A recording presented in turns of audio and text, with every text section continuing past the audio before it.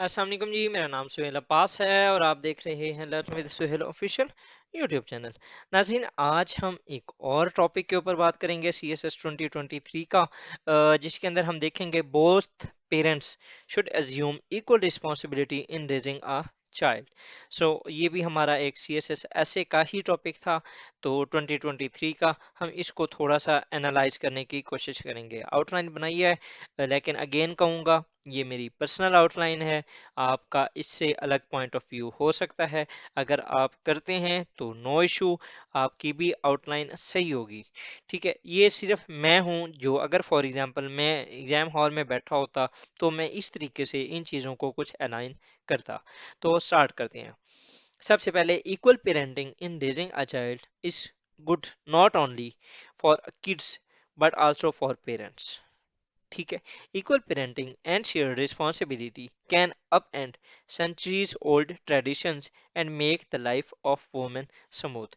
अब इसके अंदर मैंने दो चीजें बताई हैं। पहली मैंने ये कहा है कि इक्वल जो पेरेंटिंग है वो ना सिर्फ बच्चे के लिए बल्कि पेरेंट्स के लिए भी बहुत ज्यादा मुफीद है। दूसरा, इक्वल पेरेंटिंग से वो जो एक सेंचुरीज ओल्ड, वो जो औरत के साथ एक इनह्यूमन बिहेवियर जो हम कर रहे हैं since the emergence of human civilization, वो एटलीस्ट कुछ कम हो जाएगा।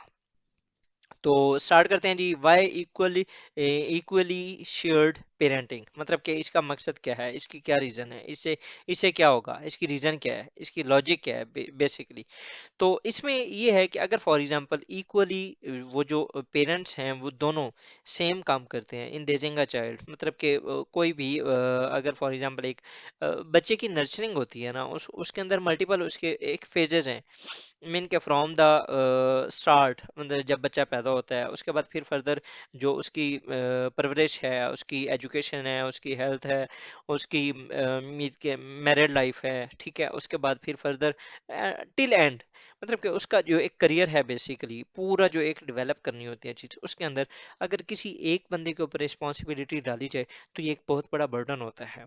ठीक है, और दूसरा जो होता है वो अगर सिंपली फ्री हो जाए, या इसमें ये होता है कि वो जो मेल एंड फीमेल जो होते हैं वो अपने एक जेंडर रिस्पॉन्सिव, जो कि एक जेंडर रोल्स हैं जो कि कंस्ट्रक्टेड हैं, ठीक है, जो एक जेंडर कंस्ट्रक्टिविज्म है दुनिया के अंदर, क्या मतलब कि जो मर्द है उसने कमाना है और जो औरत है उसने पालना है। तो ये जो रोल है, इससे इससे क्या होता है कि दोनों के पास ना टाइम नहीं होता बच्चों को देने के लिए। मीन कि अगर फॉर एग्जांपल माँ है तो वो घर के बाकी सारे काम करने में इतनी ज़्यादा मसरूफ होती है कि बच्चों को टाइम नहीं दे पाती, और बाप है तो वो कमाने में इतना ज़्यादा मसरूफ हो जाता है कि वो बच्चों को कुछ नहीं टाइम नहीं दे पाता। तो ये जो दोनों चीज़ें हैं ये दोनों के लिए नुकसानदेह हैं, बल्कि दोनों के लिए नहीं, तीनों के लिए, माँ के लिए भी, बाप के लिए भी और बच्चों के लिए भी। तो इससे क्या होगा, अगर दोनों इक्वल शेयरिंग करते हैं, अगर फॉर एग्जांपल दोनों कमाते भी हैं, दोनों बच्चों को भी संभालते हैं, दोनों घर के काम भी करते हैं, हर लिहाज से जब दोनों सेम होंगे तो क्या होगा, both parents have time to build their careers and incomes, मतलब कि दोनों काम भी कर रहे होंगे, उनके करियर्स भी बनेंगे, उनकी जो इनकम्स होंगी वो भी बनेंगी, और ओवरऑल फर्दर अगर देखें तो मोर इक्वलिटी इन पेरेंटिंग, इससे क्या होगा, encourage the stronger bonds between the children and each of their parents individually। मतलब कि अगर फॉर एग्जांपल बाप भी बच्चे को उतना ही प्यार दे जितना कि माँ दे रही है, तो उनकी किसी एक साइड पे जो वो एक अलायंस होता है ना वो नहीं बनेगा घर के अंदर, वो बैलेंस ही रहेगा। बच्चों के लिए माँ बाप दोनों इक्वली रहेंगे। फर्दर अगर देखें तो मोर इक्वल फाइनेंशियल सपोर्ट, ठीक है, आपको जो सपोर्ट है वो प्रॉपर मिलती रहेगी, मतलब कि फाइनेंशियल सपोर्ट माँ भी कर रही होगी, बाप भी कर रहा होगा, ठीक है, फिर बच्चे होंगे तो वो भी उसी तरीके से इक्वल ही सारा कुछ करेंगे। मोर टाइम टू लिव, हम जिंदगी गुजार रहे होते हैं, हम जी नहीं रहे होते, लेकिन जब इस तरह की बॉन्डिंग बनेगी तो फिर उससे क्या होगा, हम जी रहे होंगे लाइफ, हम एक एक अच्छी लाइफ गुजार रहे होंगे। गुजारने की बात एक अलग है, लाइफ जीना एक अलग है। जीना ये होता है कि आप दुनिया के अंदर खुश हों, इत्मीनान हो, खुशी चलो एक अलग चीज है, लेकिन लाइफ के अंदर इत्मीनान हो, मीन कि आप मेंटली तौर पर, दिली तौर पर, ओवरऑल फिजिकली तौर पर, ठीक है, आप हर लिहाज से सेटिस्फाइड हो।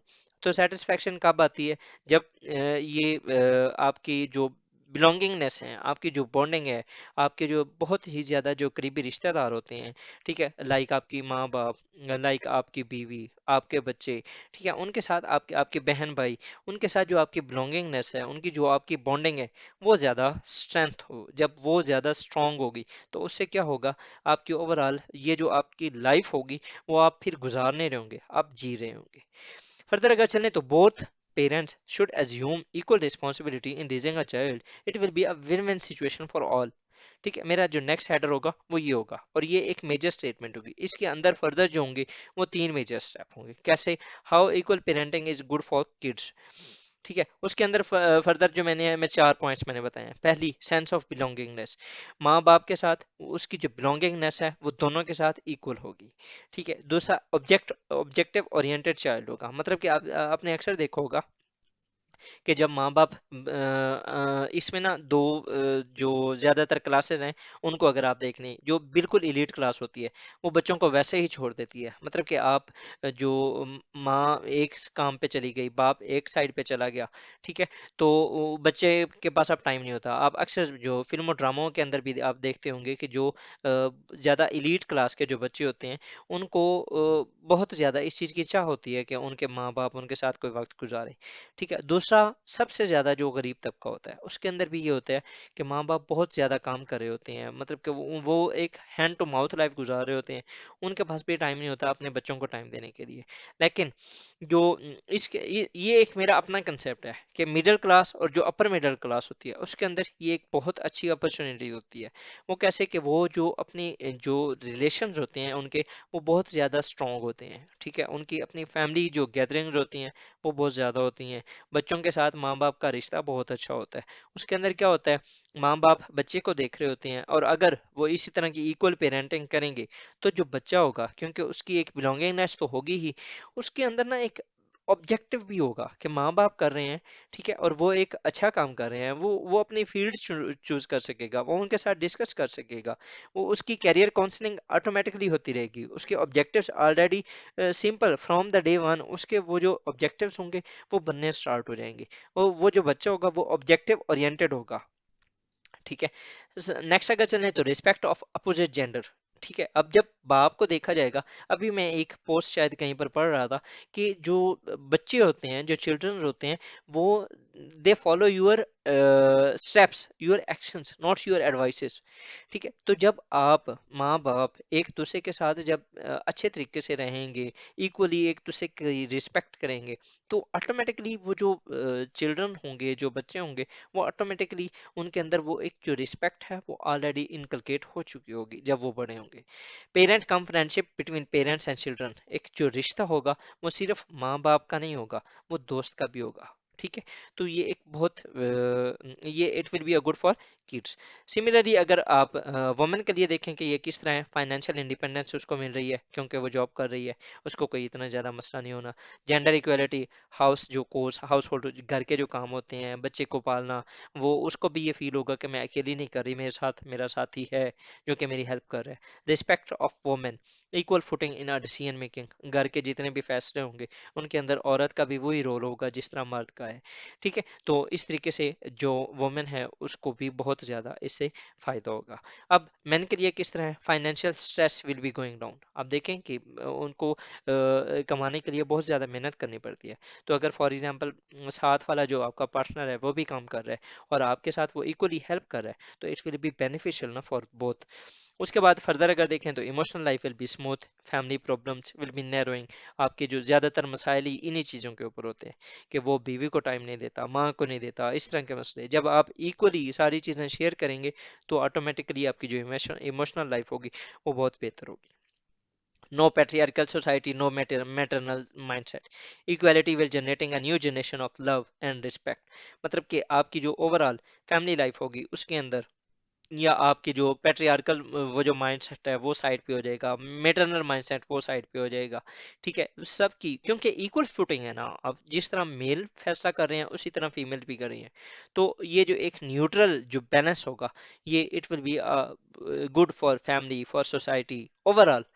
ठीक है, तो next challenge equal parenting and share responsibility will up and the century old traditions. ये अब हमारा दूसरा जो हेडर था, जिसके अंदर हमने पहले हेडर ये देखा था कि फैक्टर्स क्या है। ठीक है, अब हमने हमारा जो दूसरा फैक्टर्स है कि किस तरीके से, मतलब कि वो जो सेंचुरी ओल्ड जो ट्रेडिशंस हैं उनको किस तरीके से ख़त्म कर सकते हैं। ठीक है, ये जो इक्वल पेरेंटिंग है, सप्रेशन ऑफ वुमेन वो पहले होती रही है आज तक और अभी तक चल रही है। अगर फॉर एग्जांपल हम ये इक्वलिटी के ऊपर आ जाते हैं तो ये जो वुमेन की सप्रेशन है ये इसको हम ख़त्म कर सकते हैं। Similarly gender based violence, marital rape, domestic violence, vanishing from home, बहुत ज़्यादा इस चीज़ के बहुत ज़्यादा केसेस हैं। तो हम ये जो एक हमारी सोसाइटी का एक न्यू नॉर्मल बन चुका है, हम इससे आज़ाद हो सकते हैं।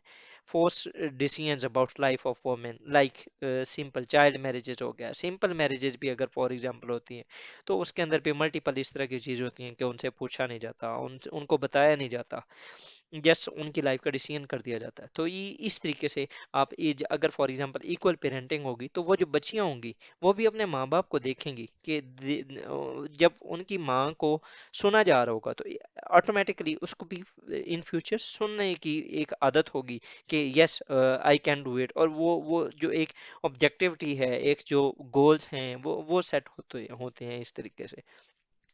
ठीक है, तो हमारी जो एक आने वाली जनरेशन होगी वो एम्पावर्ड होगी विद मल्टीपल थिंग्स। तो अगर देखा जाए तो इक्वल पेरेंटिंग जो है it should be responsibility of both man and women at equality level. ठीक है, वाइल रेजिंग अ चाइल्ड। इससे क्या होगा, इससे ओवरऑल फैमिली तो ठीक होगी ही होगी, आपका मुआशरा बेहतर बनेगा। अगर एक खानदान बदलेगा तो मुआशरा बदलेगा, मुआशरा बदलेगा तो कौम बदलेगी, कौम बदलेगी तो मुल्क बदलेगा, मुल्क बदलेगा तो दुनिया बदलेगी। So these are change. इंशाल्लाह ताला बफज़ल खुदा अल्लाह ताला इस तरह के जो हालात हैं वो पैदा करे और हम अपनी ज़िंदगी में देखें और अल्लाह ताला हमें ये दिखाए भी। लेकिन इसका ये मतलब नहीं है कि आप फिर अपोजिट जेंडर को एक बहुत ज़्यादा फ्री कर दिया जाए, या अपोजिट जेंडर इसको एक बहुत ज़्यादा एक फ्री वाला वो ले ले कि यार मुझे तो मेरे माँ बाप कुछ कहते नहीं है सो मुझे कोई इशू नहीं है। तो ये मसला वहाँ पर ख़राब होता है जब आपको बहुत आप उस अपनी आज़ादी का नाजायज़ फ़ायदा उठाएं, and that is not fair. ठीक है, तो विद दिस वाजी I would like to thank you for watching my video. अगर आपको अच्छी लगी हो सब लाइक करें, सब्सक्राइब करें एंड शेयर करें with your friends. And yes, if you don't agree with me, it's okay. आप जो बनाते हैं आप वो बनाएं, आप कमेंट बॉक्स में शेयर करें, I will appreciate your work.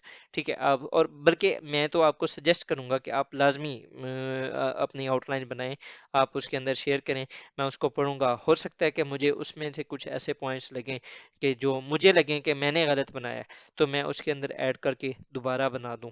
ठीक है, तो मैं आपकी इन जो कमेंट्स हैं उसके अंदर आप अपनी जो आउटलाइंस हैं वो शेयर करें। मैं देखूंगा, मैं चेक करूंगा होपफुली। ठीक है, मैं आपको इंशाल्लाह रिस्पॉन्ड भी करूंगा। तो I will be looking for your response. Thank you, Allah हाफिज़।